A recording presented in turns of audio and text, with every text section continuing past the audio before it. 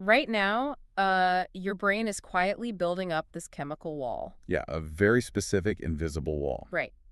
It's a neurotransmitter called adenosine, and it is slowly preparing your body for sleep.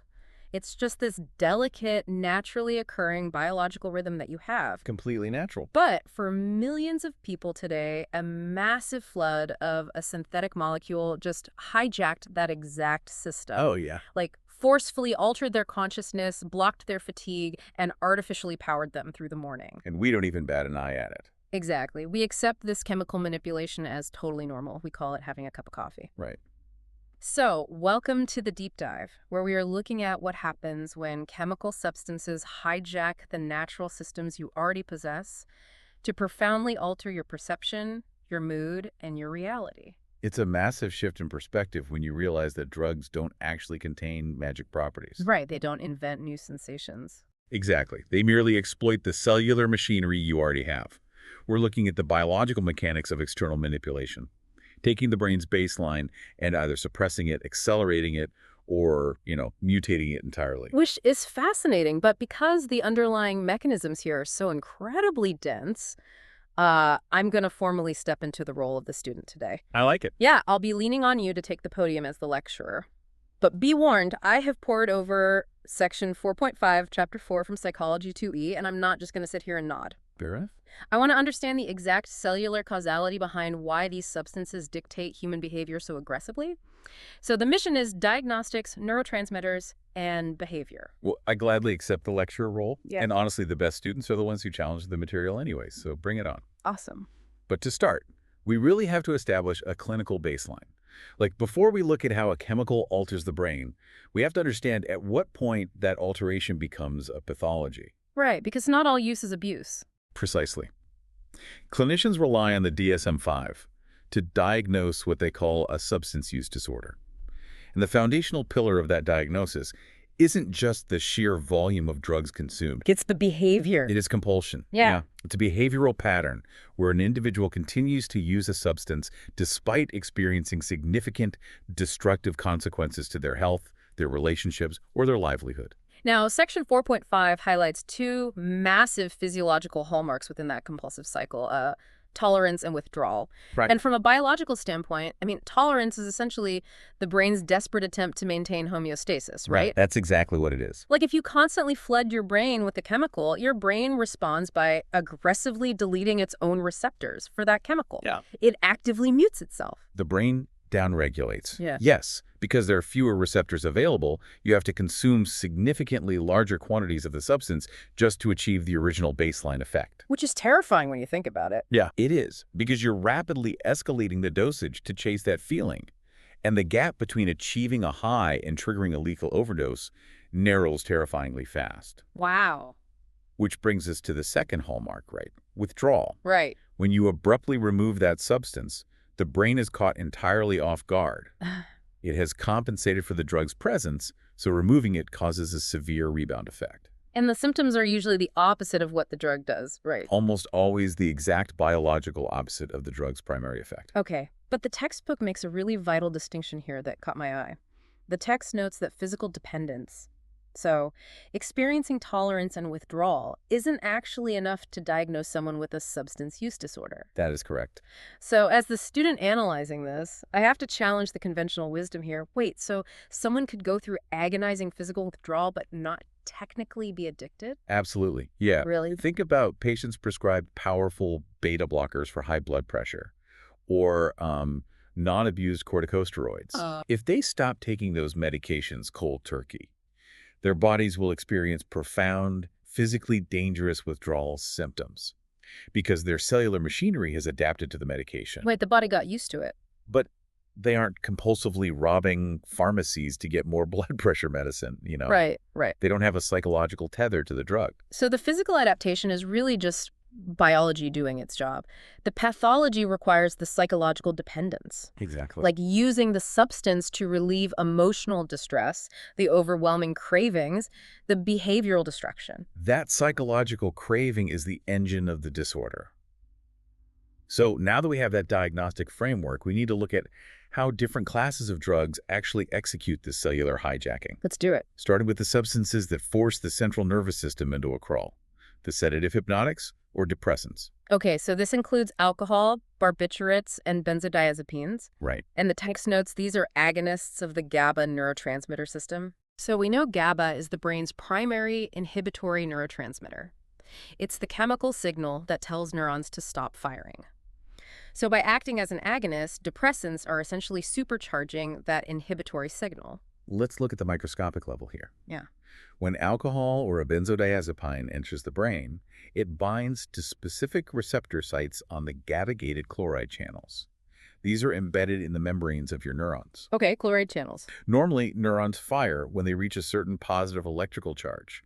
But when these depressant drugs unlock that chloride channel, negatively charged chloride ions come flooding into the cell body. Oh, I see. Okay, let's unpack this with an analogy. So you are hyperpolarizing the cell.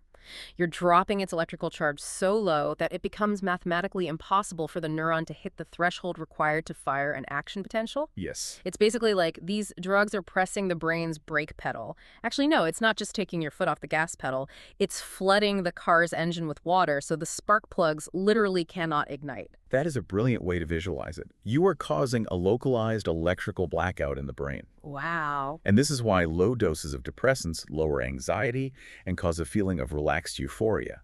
But as the dose increases, that electrical silencing spreads. Right, because everything is slowing down. Reaction times plummet, visual acuity degrades, and eventually the brain simply stops recording new memories. The blackout. Yeah. And at high enough doses, the brain stem stops sending the electrical signals required to keep your lungs breathing and your heart beating. So why is withdrawal from these relaxing drugs described in the text as potentially life-threatening, like requiring medical supervision?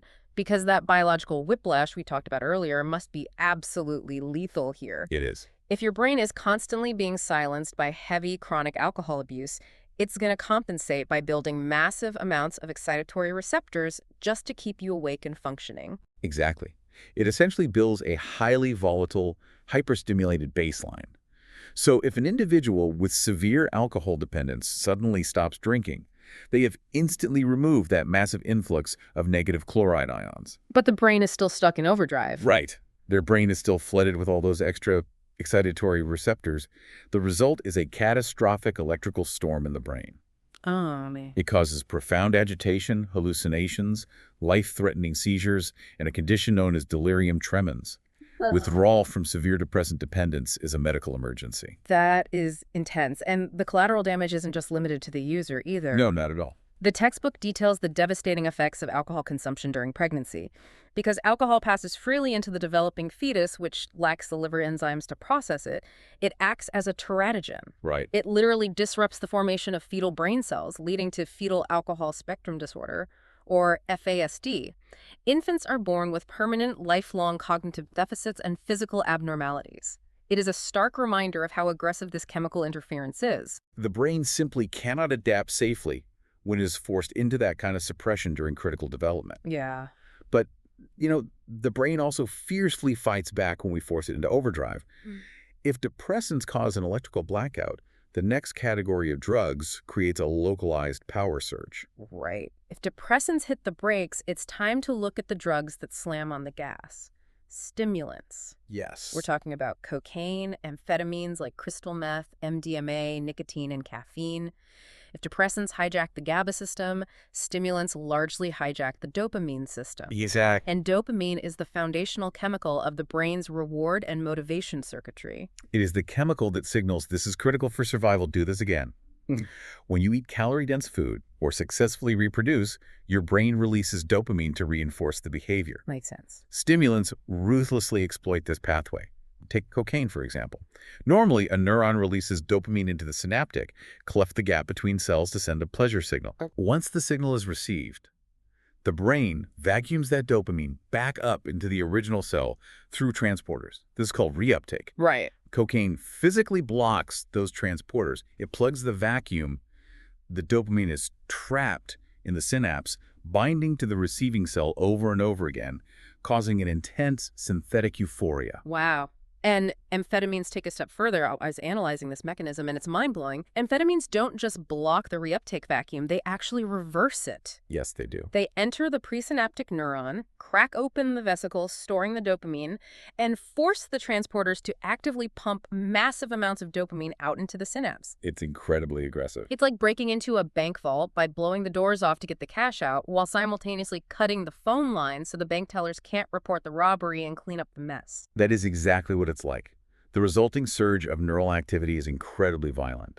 The user experiences intense elation, boundless energy, and hyperfocus. But because this mechanism is so unnatural, it completely drains the brain's reserves of monoamine neurotransmitters, dopamine, norepinephrine, and serotonin. Which brings up an incredible paradox I noticed in the reading. Oh. Here's where it gets really interesting. If amphetamines cause this massive surge of energy and hyperarousal, why on earth are therapeutic doses of amphetamines prescribed to treat attention deficit hyperactivity disorder? The ADHD paradox. Yes. ADHD is defined by impulsivity and hyperactivity. Prescribing a stimulant to a hyperactive patient sounds completely backward. It seems like a contradiction until you look at the specific neuroanatomy involved. In individuals with ADHD, certain areas of the brain responsible for impulse control and executive function, specifically the prefrontal cortex and the basal ganglia, are actually underactive. Oh, underactive. Yes, they aren't getting enough dopamine to function optimally. Because the brakes aren't working, the rest of the brain runs wild, resulting in outward hyperactivity. Oh, so the stimulant medication isn't stimulating their body to run around. It's specifically stimulating the prefrontal cortex, waking up the brain's management center so it finally has the energy to regulate behavior and sit still. Precisely. Therapeutic microdose stimulants bring the underactive regions up to a normal baseline. That is fascinating. But when powerful amphetamines like smokable crystal meth are abused recreationally, you are obliterating the baseline. Right. Methamphetamine is cheap, synthesized from pseudoephedrine found in cold medicine, and reaches the brain in seconds when smoked. Yeah, the textbook describes these horrifying days-long binges known as runs, where users completely forego food and sleep, driven purely by the dopamine hijack. It's brutal. And the physical destruction is rapid, right? Severe dental decay known as meth mouth, skin lesions from compulsive scratching. But the psychological aftermath is what truly terrifies me as a student of this material. Because the drug forces the brain to dump its entire supply of monoamines. When the high inevitably crashes, the vault is completely empty. There's nothing left. Exactly. The brain physically lacks the chemicals required to experience baseline happiness or motivation. This leads to profound mood dysphoria, severe paranoia, and an overwhelming emptiness. God. The user is trapped. They don't even use the drug to feel high anymore. They use it out of sheer desperation to escape the neurological void they've created. It's a dark, cyclical trap. But, to bring this back to everyday life for you listening, let's look at the stimulant you probably consumed this morning, caffeine. Oh, yes. The textbook includes this incredibly striking case study of a 40-year-old woman suffering from caffeine dependence. She was drinking 3 liters of caffeinated soda a day. 3 liters. Yeah. And she presented with worsening depression, warning signs of cardiovascular disease, and diabetes. It perfectly illustrates that legal, culturally accepted substances still enact profound chemical changes. Definitely. And caffeine's primary mechanism of action is actually quite unique compared to cocaine or meth. It doesn't primarily flood the brain with dopamine. Instead, it acts as an antagonist for adenosine receptors. Right. Going back to that chemical wall we mentioned at the start of the deep dive, adenosine naturally builds up in the brain while you are awake, and when it binds to its receptors, it inhibits neural firing and promotes sleepiness. Yes, and caffeine molecules happen to have a very similar physical shape to adenosine molecules. So caffeine rushes in and parks itself in those adenosine receptors, blocking them entirely. So caffeine doesn't actually give you energy? Nope. It just puts up a barricade, so your brain is chemically incapable of feeling how exhausted it truly is. Your engine is running on fumes, but caffeine severed the wire connecting the gas tank to the dashboard indicator. That's exactly it. And when you consume the equivalent of 3 liters of soda, you completely dismantle the brain's ability to regulate sleep and autonomic functions. Which explains her symptoms. Right. You get insomnia, severe agitation, muscle twitching, and an irregular heartbeat. Once the woman in the case study tapered her intake down to less than 12 ounces a day, her physiological crisis resolved. It's a matter of respecting the neurochemistry. Absolutely. Well, from the pursuit of energy, we have to transition to the pursuit of numbness. Yes. We've looked at suppressing the brain and accelerating it, but now we arrive at a category of drugs designed specifically to sever the conscious experience of pain. Opioids. The deadliest category. Yeah. Looking at the data in the textbook, this represents the deadliest pharmacological crisis in modern history. The opioid category includes heroin, morphine, methadone, and prescription analgesics like hydrocodone and oxycodone. To understand their catastrophic abuse potential, you first have to realize that human beings possess an endogenous opioid neurotransmitter system. Meaning our bodies naturally manufacture our own internal painkillers. Yes. Like when you run a marathon or sustain a severe physical trauma, your body releases small amounts of endogenous opioids endorphin. Endorphins, right. And they bind to opioid receptors located in the brainstem, the spinal cord, and the limbic system, simultaneously blocking the transmission of pain signals and triggering a mild natural euphoria to help you survive the trauma. Exactly. Now, when a patient consumes a synthetic opioid like OxyContin or injects heroin, they are flooding those exact same receptors with an exogenous compound that is orders of magnitude more powerful than what the body could ever produce naturally. It's overwhelming the system. It perfectly mimics the natural pain relief architecture, which makes the human body fiercely susceptible to it. The timeline detailed in Section 4.5 is just a tragic cascade of medical miscalculation and market economics. I mean, by 2019, an average of 130 people in the United States were dying every single day from an opioid overdose. It's devastating. How did a medical painkiller spiral into a black market crisis like this? Well, the crisis was fundamentally ignited in the 1990s. Pharmaceutical companies began aggressively mass-marketing powerful prescription opioids, explicitly claiming to the medical community that their new delayed-release formulations were non-addictive. Unbelievable. Physicians, believing the data, began prescribing them for everything from minor surgeries to chronic back pain. We now know the non-addictive claims were entirely false. Because the biological reality, as the text makes horrifyingly clear, is that the human body can become physically dependent on opiate drugs in less than a week. Yes, under a week. Under a week of taking a pill exactly as a doctor prescribed, and the brain has already downregulated its opioid receptors. So when the prescription runs out, the patient experiences severe withdrawal. Opioid withdrawal feels like a catastrophic case of the flu. Severe aches, chills, vomiting, and intense hypersensitive pain all over the body. Oh, man. And here is where the psychological trap snapshot. Patients would experience this agonizing withdrawal pain and misinterpret it as a return of their original injury. Oh, where? They thought they were still hurt. They believed they were still injured, so they would seek out more pills. A completely vicious loop.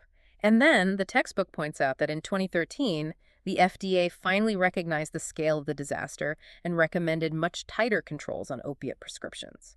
They tried to turn off the faucet. They did. But the unintended consequence was devastating.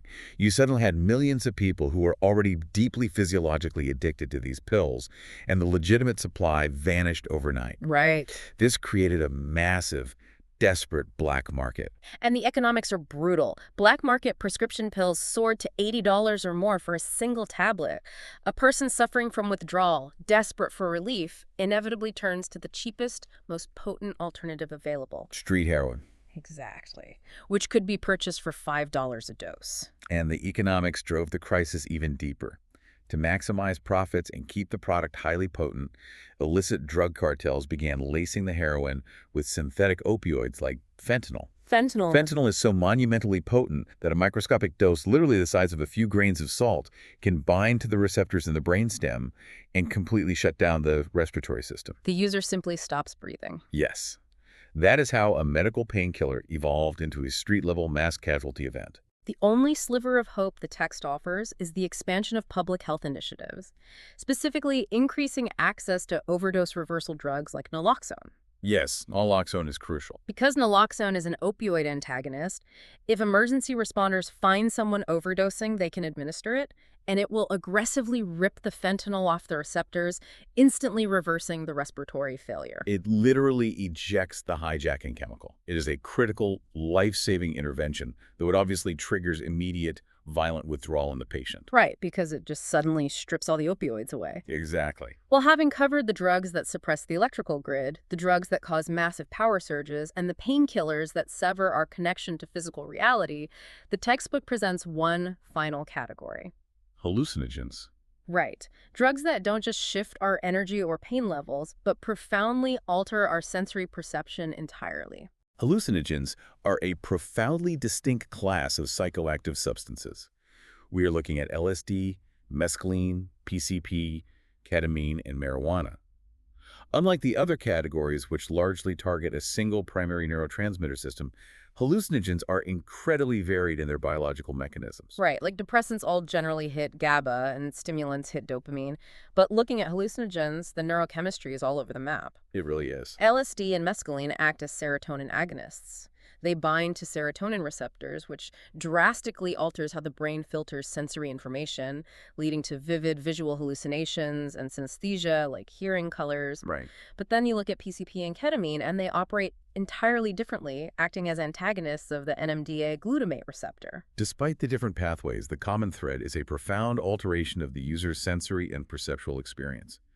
Time dilates, spatial awareness skews, and users often report feeling detached from their physical bodies. Yeah. But significantly, the text notes that traditional hallucinogens generally carry a much lower potential for physical dependence and abuse compared to opioids or depressants.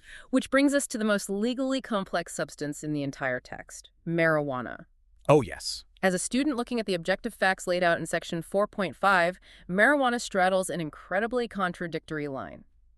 On one hand, it has recognized peer-reviewed medical applications. It does. Medical marijuana is utilized for a variety of severe health conditions.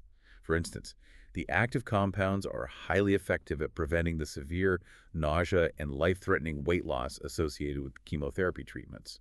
It has legitimate clinical utility. But on the other hand, so what does this all mean for the scientific study of marijuana, given the conflicting laws? Because the United States federal government still classifies it as an illicit Schedule I substance, treating it legally the same as heroin. And that federal classification creates a massive bottleneck for scientific progress. I can imagine. Because it is federally illegal, researchers face immense bureaucratic hurdles to conduct the large-scale, controlled clinical trials required to fully map its medicinal benefits and long-term side effects. That's a roadblock. Scientists are constantly petitioning the government to relax the classification, not necessarily for recreational legalization, but simply to allow unhindered medical research. It's a fascinating look at what happens when federal law directly restricts the scientific method. The textbook notes a historical tension where the Department of Justice routinely arrested individuals involved in state legal medicinal marijuana operations. Right. It wasn't until late 2013 that the DOJ issued a memo indicating they would generally stop challenging state medical marijuana laws, reflecting a slow, grinding shift between shifting state legislation and federal constraints. It perfectly illustrates that the study of psychoactive drugs is never just biology. It is hopelessly entangled with law, economics, and culture. It truly is. Well, stepping out of the pure student role to synthesize our deep dive today, the journey from the baseline of the DSM-5 through the electrical blackout of depressants, the violent dopamine surge of stimulants, the tragic mimicry of opioids, and the sensory mutations of hallucinogens leaves me with one overarching realization. What's that? The brain is an incredibly adaptable, highly vulnerable machine. We learned that these chemicals don't invent new sensations. They just mercilessly exploit the delicate balance of GABA, dopamine, adenosine, and endorphins that you already possess. That is the fundamental truth of neuropharmacology. You are your neurochemistry. And if we follow that logic to its absolute extreme, it leaves you with a fascinating question to ponder long after we sign off. Okay, I'm ready. Scientists are currently trying to map every single receptor in the human brain. If one day pharmacology advances to the point where we can synthesize a chemical that perfectly mimics dopamine or endorphins, providing boundless energy and perfect euphoric happiness without ever triggering tolerance, downregulation, or withdrawal. A perfectly safe, synthetic high with zero biological consequences. Exactly. Would you take it? If we could flawlessly engineer endless joy in a laboratory, would choosing to live in that artificially altered state forever represent the ultimate medical triumph? Or would it erase the very friction and suffering that makes us fundamentally human? Now, that is a terrifyingly brilliant question to leave on. Thank you for taking the podium today to guide us through the microscopic reality of the mind, and thank you to the listener for joining us on this deep dive. Until next time.